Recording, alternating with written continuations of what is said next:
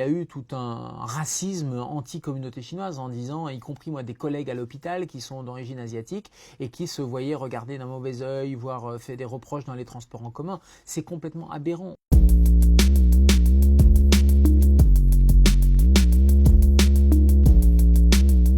Tout était réuni dans ce coronavirus pour avoir tous les mots-clés qui font peur. Mystérieux, virus, chinois, ça vient de Chine, on ne connaît pas bien, il y a le péril jaune un peu et cette espèce de fantasme.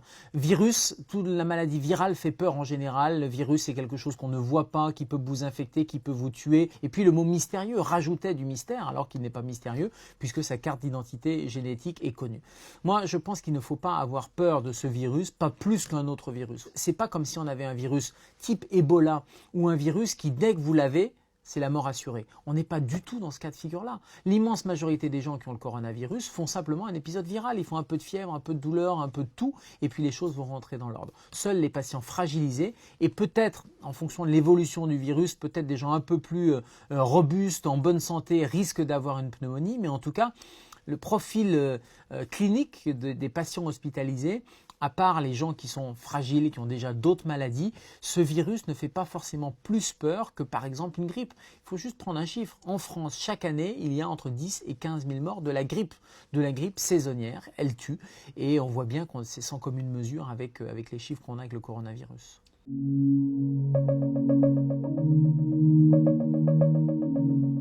Le coronavirus vient d'Asie et c'est un coronavirus qu'on connaît chaque année en France. Il y a des gens qui sont infectés par des coronavirus. Mais ce coronavirus, ce N coronavirus 2019, il est N pour nouveau parce qu'il a une mutation qui en fait une sous-famille, une sous-catégorie de la famille des coronavirus. Et ce qui a inquiété les autorités, c'était justement ce nouveau type de virus, sa possibilité de mutation, on a beaucoup entendu, il risque de muter, et potentiellement sa virulence, c'est-à-dire son taux de mortalité.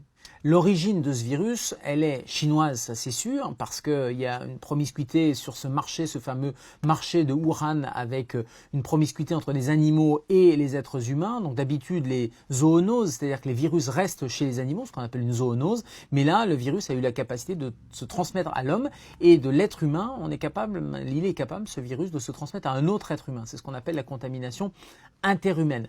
Donc l'origine, c'est-à-dire le virus initial, il est probablement chez l'animal. Alors il y a plusieurs hypothèses et c'est vrai que le code génétique, il s'appelle le bat coronavirus, bat pour chauve-souris, parce qu'il a une similitude avec un virus qui est chez les chauves-souris. Mais parmi ce coronavirus dont on parle cette année, ce début 2020, il est probable qu'il y ait plusieurs sous-types et peut-être que les origines, elles sont de plusieurs animaux. On a parlé de la chauve-souris, il y a eu des hypothèses sur le serpent également et on sait qu'il y a un gros réservoir de virus en général chez les oiseaux.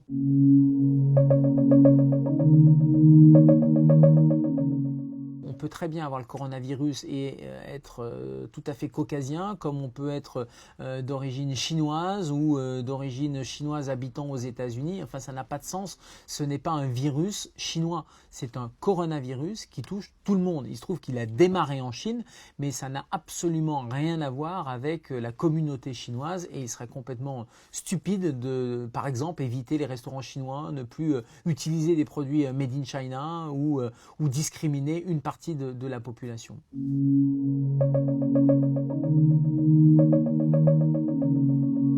Comme tous les virus, il y a des gestes barrières. Ces gestes barrières, ils sont essentiels. Ils sont essentiels en cas d'épidémie de grippe, comme en cas d'épidémie de coronavirus, comme en cas d'épidémie de gastro-entérite. Premier réflexe, c'est se laver les mains. Si on ne peut pas se laver les mains, on va utiliser des solutés hydroalcooliques, une petite solution qu'on a dans la poche et qui va permettre de désinfecter les mains.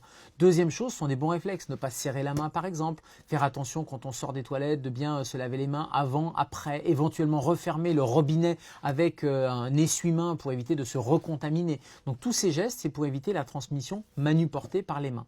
Deuxième bon réflexe, c'est de porter un masque. Non pas pour éviter d'être contaminé, mais quand on est malade, le bon réflexe, c'est quand on a une grippe ou quand on a éventuellement le coronavirus, c'est de porter un petit masque comme les chirurgiens, petit masque bleu qu'on a vu de partout, les pharmacies sont prises d'assaut, pour éviter de postillonner et de répandre le virus. En revanche, ce masque-là ne fonctionne pas pour se protéger d'un virus qui serait beaucoup plus petit et qui est en suspension dans l'air. Et puis je parlais d'épidémie de gastro-entérite, mais c'est un peu la même chose. Le coronavirus, il pourrait aussi se transmettre par la salive. Les deux brosses à dents dans le verre, quand vous habitez avec quelqu'un, les deux brosses à dents doivent être dans des verres séparés. Ce sont des petites choses toutes simples, mais qui évitent que ces virus invisibles ne se transmettent.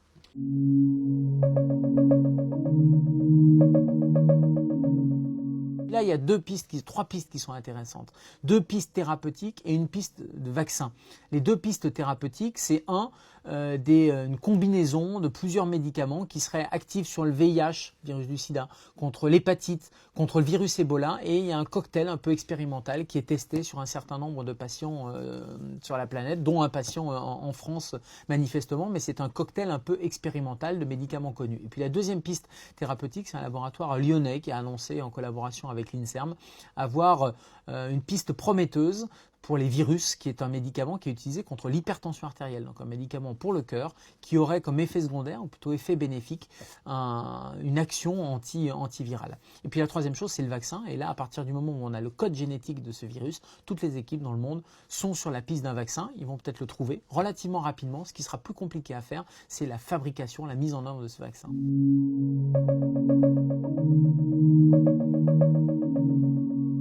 La grippe saisonnière, c'est 10 à 15 000 morts chaque année. Alors après, c'est sur une échelle de 1 an, alors que là, sur le coronavirus, on est sur une échelle de quelques semaines. Mais l'ordre de grandeur permet quand même de relativiser les choses. On n'a pas eu de décès en France encore.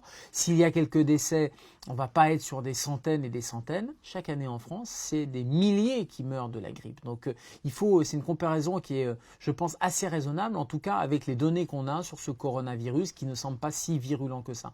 Et pour parler vraiment du coronavirus, chaque année, le laboratoire de Marseille, par exemple, avec l'Institut de virologie, qui est un peu l'institut spécialisé en France, annonçait que chaque année, il y avait 600 morts de coronavirus. C'est-à-dire que ce coronavirus, pas le même, pas ce N-Corona 2019, mais la famille des coronavirus provoque chaque année des infections, plusieurs milliers, et des décès, 600, ce qui permet là aussi de relativiser et de bien voir qu'on a quelque chose qu'on connaît, qu'on a un virus qu'on connaît, et que là, il y a une espèce d'emballement un peu médiatico-politique, voire diplomatique, on l'a vu avec l'Organisation mondiale de la santé, qui fait qu'il faut à un moment donné calmer les choses et regarder les chiffres, épidémie de grippe par exemple, et ça permet de relativiser.